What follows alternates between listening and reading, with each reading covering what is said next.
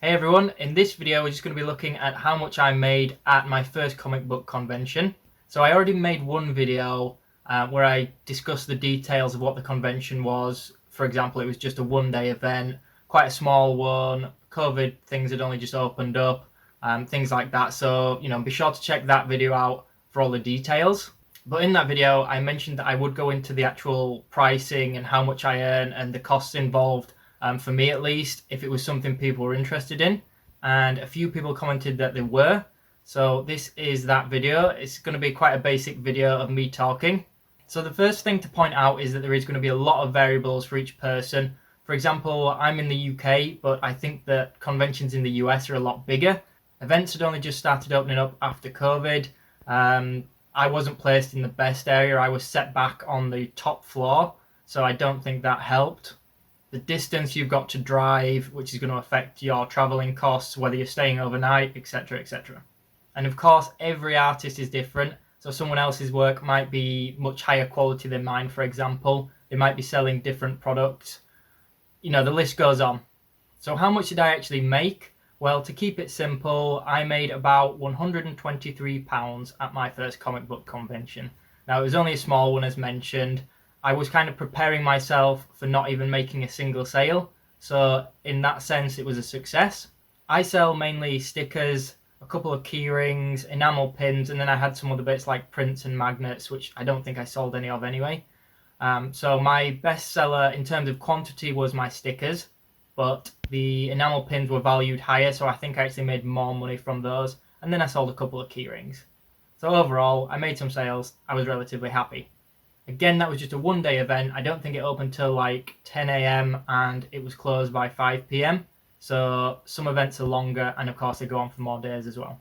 But this is where it gets a little bit tricky, because whilst I did make £123, how much of it was actually profit? That's the bigger question. So a few things to mention in this bit. I've got my scrap sheet of paper here where I've written down some of the prices. I'm not going to run through every single price individually, but I'll just mention a few as examples. So the venue itself was £40, so that's not too bad. I had petrol costs of about £16.35 I've written down there. I'm not going to be as accurate as that moving forward though. I bought one of those cubic racks that people use to display their stickers or merchandise on, so that was £25 off of Amazon. I bought a card reader. I got that for about £23. That was the iZettle model. I believe it's meant to be a lot more. I happened to stumble upon a deal. I spent about £15 on backing boards, again for the display, and then without going into individual prices, I had to buy other things such as little CeeLo bags that I used almost as regular bags to give people my products.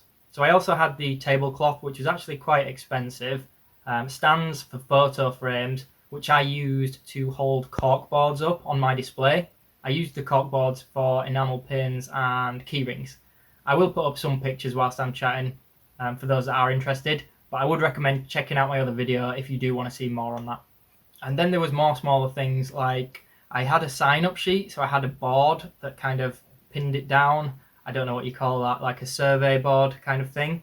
I bought 2 of those and a pack of pens, so just regular biros for people to use. Now, in all honesty, I didn't really need to buy any more biros. I'm sure I had enough laying around, but I bought some anyway. I over-prepared for this event, if anything. So I also bought business cards, and again I bought some cheap holders to hold them. As well as that, the list goes on to smaller things like cable ties, drawing pins, tape, etc, etc. But it does all add up. A lot of this stuff can now be reused if I do another event or multiple events, so it's quite good. It's more of an initial setup cost for me, so once I have that, which I do now, I shouldn't have to buy a lot of that again. So for me, that ended up costing me about £185. So as you can imagine, that doesn't make the £123 in sales look too good. And another thing to mention, I haven't included the cost of stock in that. So it would actually be a lot higher. And the only reason I haven't included it for me is because I sell my stuff online anyway. So I already had a lot of it. So it would be very difficult for me to work it out for this video. So yeah, something else to consider there, as well as some other costs that I didn't really take into account, and it's just sort of occurred to me now.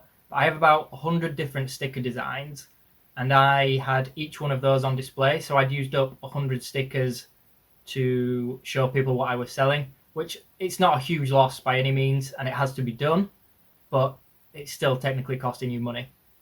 And another thing to mention is, for me, my partner helped me out, so she did that for free to help. But some people are not that fortunate and might have to pay someone to, a full day's work to sit on the stand with them.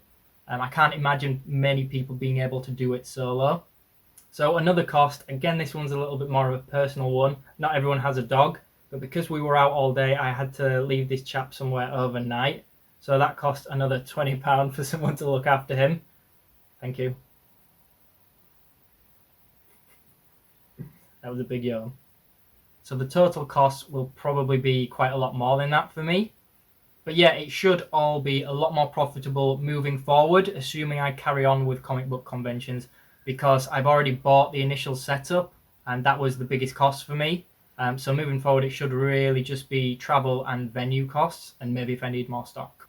Now, I don't actually know if this video is going to be helpful for anyone, because as mentioned, it's going to vary massively. But I know that before I did my first convention, I was the kind of person that would look on YouTube and various other places to see if anyone had reported their earnings. So I'm trying to be completely honest. Maybe people watching this are just more curious than anything else. But there you have it. I think that covers everything, or close enough to everything. Don't forget as well that you can probably offset a lot of the costs in terms of tax. Again, I'm not going to go into detail of that. It depends where you're based in the world. But again, something to bear in mind. So I'm going to leave it at that, guys. I hope you guys found this useful in some way. I'm sure I missed plenty of stuff out, but I don't want this to go on any longer because it's quite a long video already. So I'd be interested in hearing from you guys and knowing if you want to hear more about this kind of thing, see more video logs in terms of comic book conventions and stuff. Make sure you check out my original video. So if you did enjoy this video, make sure that you hit that thumbs up button. Leave me a comment below, and of course, make sure you subscribe for more content. Thanks for watching, everyone.